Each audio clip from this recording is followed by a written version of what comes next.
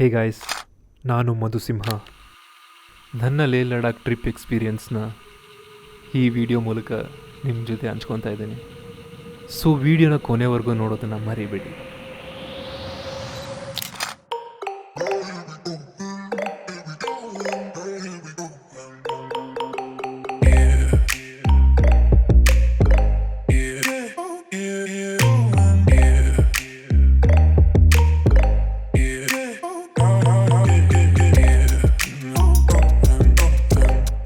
ಬೆಂಗಳೂರಿಂದ ಡೆಲ್ಲಿಯಿಂದ ಶ್ರೀನಗರ್ ಹೊರಗೆ ಫ್ಲೈಟಲ್ಲಿ ಹೋದ್ವಿ. ಇದು ನನ್ನ ಮೊದಲ ಫ್ಲೈಟ್ ಎಕ್ಸ್ಪೀರಿಯೆನ್ಸ್.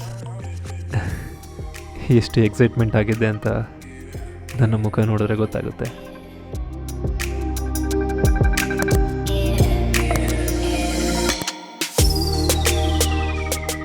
ಶ್ರೀನಗರ ಏರ್ಪೋರ್ಟಿಂದ ಸ್ವಲ್ಪ ಮುಂದೆ ಬಂದು ಒಂದು ಒಳ್ಳೆ ಹೋಟ್ಲಲ್ಲಿ ಊಟ ಮುಗಿಸಿ ಮುಂದೆ ಹೊರಟ್ವಿ. ಡಲ್ ಲೇಕ್ ಇಡೀ ಅರ್ಧ ಸಿಟಿನೇ ಆವರಿಸ್ಕೊಂಡಿದೆ ಅನಿಸುತ್ತೆ, ಅಷ್ಟು ದೊಡ್ಡದಾಗಿದೆ. ಅಲ್ಲಿನ ಬೋಟ್ ಹೌಸ್ಗಳು, ಶಿಖರ ರೈಡ್, ಸುತ್ತಲೂ ಬೆಟ್ಟ ಕಣಿವೆಗಳು. ವಾವ್! ನಮ್ಮ ಟ್ರಿಪ್ನ ಕೊನೆ ದಿನ ಇಲ್ಲೇ ಕಳೆಯೋದ್ರಿಂದ ಬೇರೆ ಎಲ್ಲೂ ಸ್ಟಾಪ್ ಮಾಡದೆ ಮುಂದೆ ಹೊರಟ್ವಿ.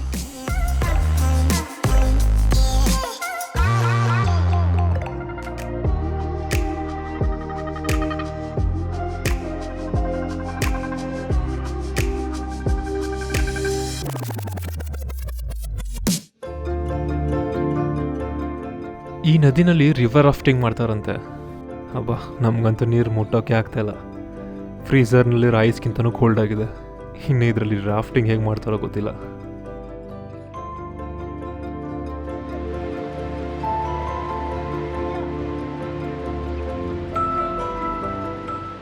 ಇಷ್ಟೊತ್ತು ಅದೆಲ್ಲೋ ದೂರದಲ್ಲಿ ಕಾಣ್ತಿದ್ದ ಐಸ್ ಮೌಂಟೇನ್ಸ್ಗಳು ಫಸ್ಟ್ ಟೈಮ್ ತುಂಬ ಹತ್ತಿರದಿಂದ ನೋಡಿ ಆ ಎಕ್ಸೈಟ್ಮೆಂಟ್, ಆ ಖುಷಿನೇ ಬೇರೆ.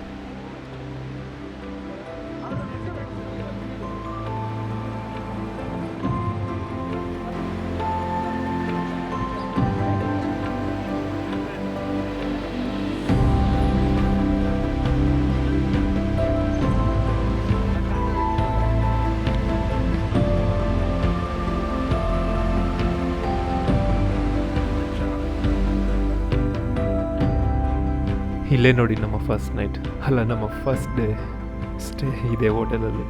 ಟೈಮ್ ಆಲ್ರೆಡಿ 7:30 ಆಗಿದೆ, ಆದರೂ ಎಷ್ಟು ಬೆಳಕಿದೆ ನೋಡಿ. ಸುತ್ತಲೂ ಬೆಟ್ಟ ಗುಡ್ಡಗಳು, ಪಕ್ಕದಲ್ಲಿ ನದಿ ಬೇರೆ ಹರಿತಾ ಇದೆ. ಹೋ, ನಿಜವಾದ ಸ್ವರ್ಗ ಹೀಗೆ ಇರುತ್ತೇನೋ ಅನಿಸುತ್ತೆ.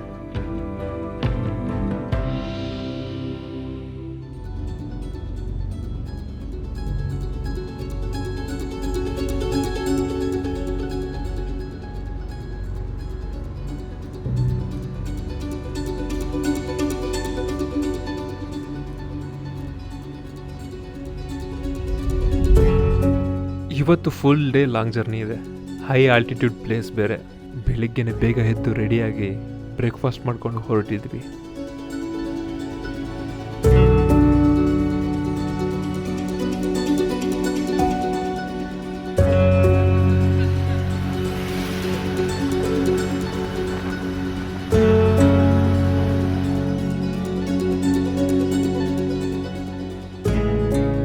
ಇದೇ ನೋಡಿ ಅಮರನಾಥ್ ಯಾತ್ರೆ ಬೇಸ್ ಕ್ಯಾಂಪ್. ಜೂನ್ ಜುಲೈ ಟೈಮಲ್ಲಿ ಶುರುವಾಗುವಂಥ ಯಾತ್ರೆಗೆ ದೇಶದ ಎಲ್ಲ ಕಡೆಯಿಂದ ಲಕ್ಷಾಂತರ ಜನ ಬರ್ತಾರೆ.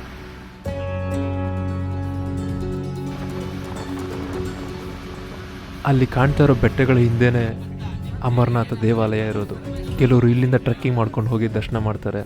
ಬೇಗ ದರ್ಶನ ಮಾಡಬೇಕು ಅನ್ನೋರು ಹೆಲಿಕಾಪ್ಟರಲ್ಲಿ ಹೋಗ್ತಾರೆ. ಇಲ್ಲಿ ಆಗಾಗ ಟೆರರಿಸ್ಟ್ ಅಟ್ಯಾಕ್ ಆಗ್ತಾನೆ ಇರುತ್ತೆ. ಹಾಗಾಗಿ ನಮ್ಮ ಮಿಲಿಟ್ರಿ ಫೋರ್ಸ್ ಕೂಡ ತುಂಬಾ ಇದೆ.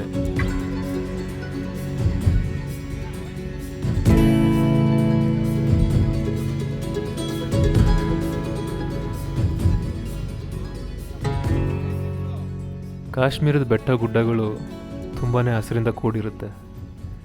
ಇಲ್ಲಿಂದ ಮುಂದೆ ಹೋಗ್ತಾ ಹೋಗ್ತಾ ಅದು ಹಾಗೆ ಮಾಯವಾಗಿ ಹೋಗುತ್ತೆ.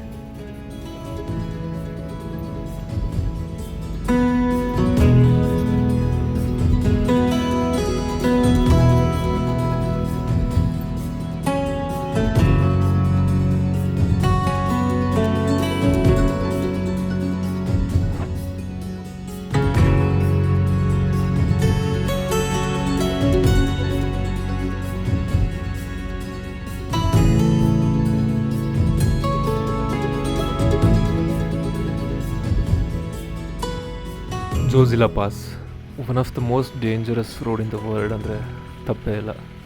ಯಾಕಂದರೆ ಅಷ್ಟು ಅಡ್ವೆಂಚರಸ್ ಥ್ರಿಲ್ಲಿಂಗ್ ಆಗಿರುತ್ತೆ ಇಲ್ಲಿ ಡ್ರೈವ್ ಮಾಡೋದು. ಅಂದರೆ ಅಪೋಸಿಟಿಂದ ಗೂಡ್ಸ್ ಲಾರಿಗಳು ಬರ್ತಾ ಇರುತ್ತೆ. ಹಾಗೆ ಇದು ವಿಂಟರ್ ಸೀಸನಲ್ಲಿ ಈ ರೋಡ್ ಕ್ಲೋಸ್ ಆಗಿರುತ್ತೆ. ಮೇ ಮಂತಲ್ಲಿ ಬಂದರೆ ಇನ್ನೂ ಜಾಸ್ತಿ ಸ್ನೋ ನೋಡೋಕ್ಕೆ ಸಿಗುತ್ತೆ.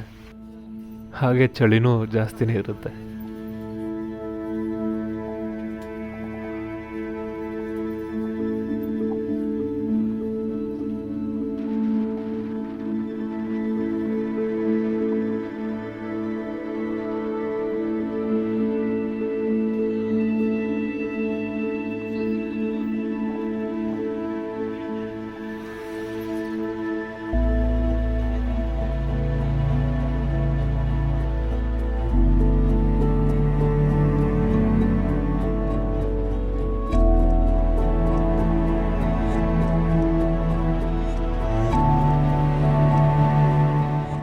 ಜೋಜಿಲಾ ಪಾಸ್ ಆದಮೇಲೆ ಇಲ್ಲಿ ಸ್ಟಾಪ್ ಮಾಡಿದ್ವಿ. ಇಲ್ಲಿ ಮೋಟರ್ ಸ್ಪೋರ್ಟ್ಸ್ ಇದೆ. ಇಲ್ಲಿಂದ ಐಸ್ ಗ್ಲೇಷಿಯರ್ ಮೇಲೆ ಕರ್ಕೊಂಡು ಹೋಗ್ತಾರೆ. ಅಲ್ಲಿಂದ ಸುತ್ತಲೂ ಒಳ್ಳೆ ವ್ಯೂ ಪಾಯಿಂಟ್ಗಳು ನೋಡೋಕ್ಕೆ ಸಿಗುತ್ತೆ.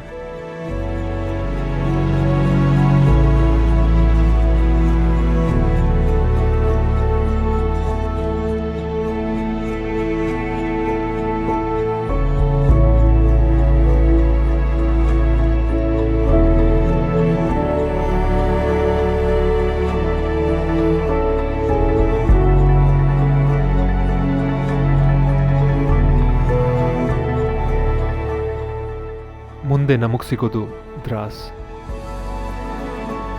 ಕಾರ್ಗಿಲ್ ವಾರ್ ಬಗ್ಗೆ ಎಲ್ಲರಿಗೂ ಗೊತ್ತೇ ಇದೆ. ಆ ಟೈಮಲ್ಲಿ ಕಾರ್ಗಿಲ್ಗಿಂತ ಹೆಚ್ಚು ಅಫೆಕ್ಟ್ ಆಗಿದ್ದು ಇದೇ ದ್ರಾಸ್ ವಿಲೇಜ್ ಅಂತೆ. ಹಾಗಂತ ನಮ್ಮ ಡ್ರೈವರ್ ಹೇಳ್ತಿದ್ರು.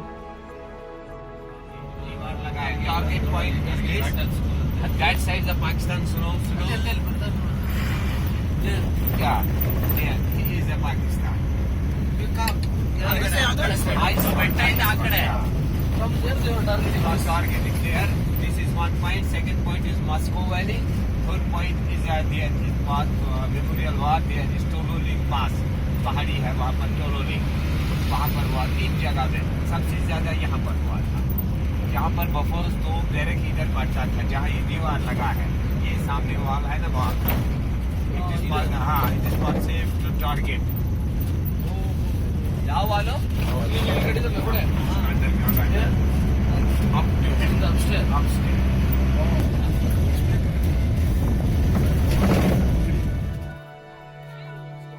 ಹಾಗೆ ಸ್ವಲ್ಪ ಮುಂದೆ ಬಂದರೆ ಕಾರ್ಗಿಲ್ ವಾರ್ ಮೆಮೋರಿಯಲ್ ಸಿಗುತ್ತೆ.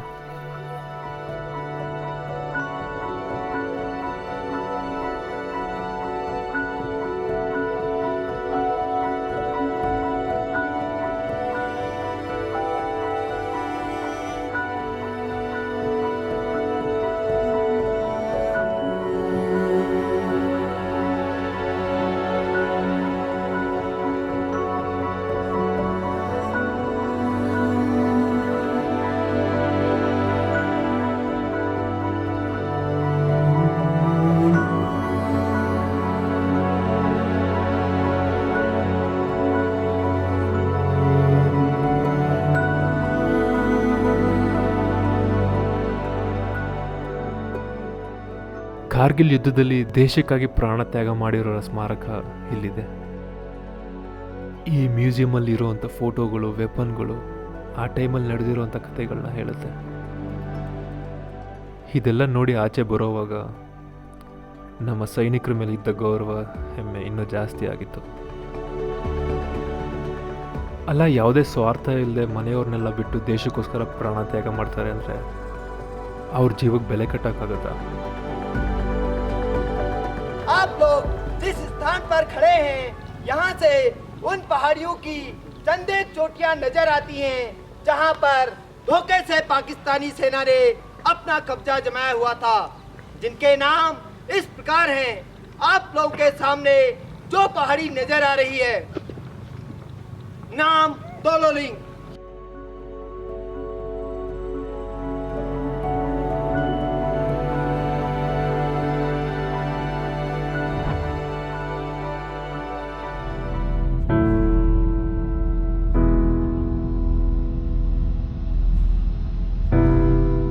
ಕಾರ್ಗಿಲಲ್ಲಿ ಮಧ್ಯಾಹ್ನ ಊಟ ಮುಗಿಸಿ ಮುಂದೆ ಹೊರಟ್ವಿ. ಇನ್ನು ಇಲ್ಲಿಂದ ಮುಂದೆ ಲೇ ಹೋಗೋವರೆಗೂ ಫುಲ್ಲು ಡ್ರೈ ಮೌಂಟೇನ್ಗಳನ್ನ ನೋಡೋಕ್ಕೆ ಸಿಗುತ್ತೆ.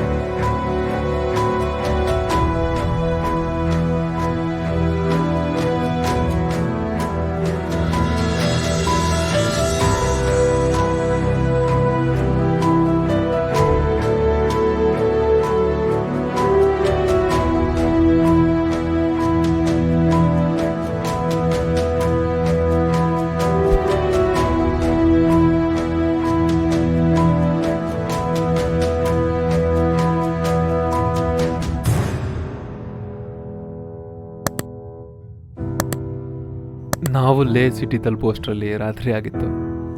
ಫುಲ್ ಡೇ ಜರ್ನಿ ಮಾಡಿ ಜೊತೆಗೆ ಹೈ ಆಲ್ಟಿಟ್ಯೂಡ್ ಸಿಕ್ನೆಸ್ ಬೇರೆ ಸ್ಟಾರ್ಟ್ ಆಗಿತ್ತು.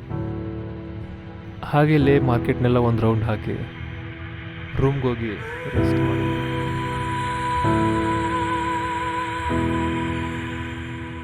ಓಕೆ, ಮುಂದಿನ ಜರ್ನಿ ಬಗ್ಗೆ ನೆಕ್ಸ್ಟ್ ವೀಡಿಯೋದಲ್ಲಿ ಹೇಳ್ತೀನಿ.